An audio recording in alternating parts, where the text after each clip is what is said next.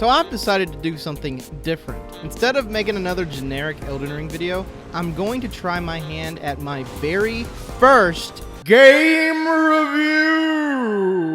One, because I don't want to make another Elden Ring boss rage video, and two, because I don't want to finish the DLC, because I killed Trollier before I could finish his questline, and now I'm locked out of getting one of the best incantations in the game. But I have played over 20 hours of just this DLC alone, and I've explored about 90% of the map, so I feel like I have a pretty good grasp of what the DLC has to offer. So, without further ado, No, don't do it! let's begin. Whenever I come back to Elden Ring, the first word that always comes to mind for me is fair. Which may surprise you. For a game and a franchise that has lived off of its infamous difficulty, how can this game be fair? Well, let me explain through dodgeball and chess. In dodgeball, there are so many variables that are working against you. Yes, if you have enough skill, you can survive and eliminate your opponents. But you can also get blindsided by a ball you didn't see coming. Oh, damn. Or you could find yourself in an unwinnable 1v5 matchup because your teammates were ass. All of these elements are out of your control, so that even if you are really good at dodgeball, you may still get the short end of the stick, which is unfair. While with chess, you have complete control over every single move. You can take the time to analyze the board and analyze your opponent in order to make the best possible move to the best of your knowledge. And at the end of the day, you know that whoever wins the chess match won because they were just better. And that's fair. Elden Ring is more like a chess match to me than a game of dodgeball. Yes, there are definitely some bullshit moments in the game, but for the most part, Elden Ring is designed so that anytime you die, it's clearly your fault. Unlike some games, God of War, whether that is expanding my game knowledge or just leveling up my character, I know it's on me to get better. And I'm happy to say, Shadow of the Erdtree carries over that same gameplay philosophy from the base game. Yes, it's harder, but mostly because the enemies do more damage and have bigger health bars. Oh my god!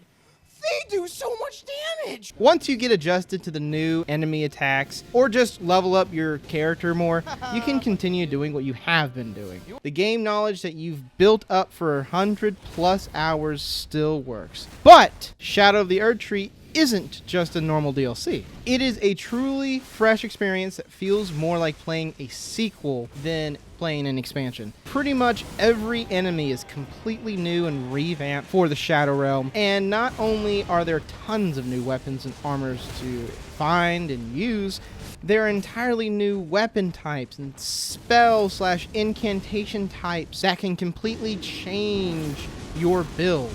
A couple of new weapons have already caught my eye, specifically the light greatswords, which make me want to try a fencing build for my next playthrough. And there is even a new armor type/gameplay mechanic that I don't want to reveal too much, but let's just say it's a badass callback to the other older games. One of the things I really love about Shadow of the Erdtree, however, is its map design. The old map sometimes felt a bit too spread out for me, like there was more downtime riding torrent than I would have liked. The new map feels just as big as the old one, with tons of new dungeons and areas to explore, while also being smaller and more compact, so you're not on horseback a lot.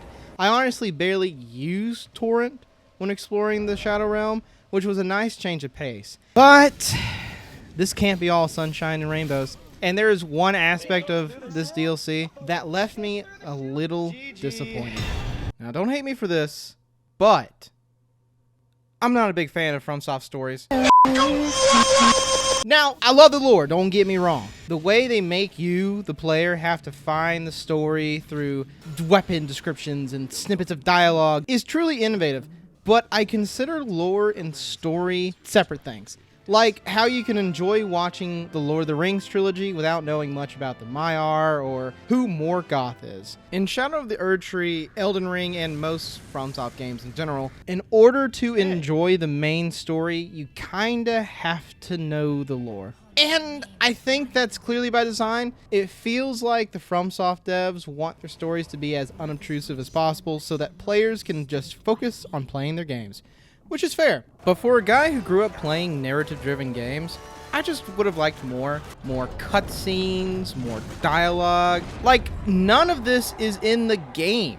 Imagine if you saw this cutscene right here leading up to the Mesmer fight. That would have been fucking awesome. The actual lead up to the Mesmer fight is really anticlimactic. I literally just stumbled into him accidentally because I didn't expect him to be tucked away in some fuck-off janitor's closet. I actually have a lot more to say about how From Software implements their stories into their games, but I'll save that for another video in the future. One minor complaint I also have about the DLC, I feel like they kind of broke the lock-on system. Oops. Like, I've been killed way more times in the DLC from just locking on to the wrong enemy than I ever did in the base game proper. Why'd you lock on to the other guy? I wasn't trying to fight him. Game! Anyway, ultimately, the complaints I do have about this DLC are few and far between and really nitpicks. This is an incredible DLC, and honestly, like I, basically said earlier, it kind of counts as its own game. It's awesome. For $40, you get a lot out of the $40 you spent. So anyway, I would definitely highly recommend this. I know this review is like 1 month late, but if for some reason you haven't started playing the DLC yet, or you're just, waiting to save up $40 and you buy it now, I mean, just buy it now. Go ahead and buy it now. It's fucking awesome. So I'm going to give this a 9 out of 10. It always goes to the shield. It's called the unblockable blade. You can't block it. You simple-minded, godless fiend! You cannot comprehend the glory of the Lord. Amen. Amen, brothers and sisters. Let's rejoice as a godless fool was smelt down in the glory of Jesus Christ himself. Praise be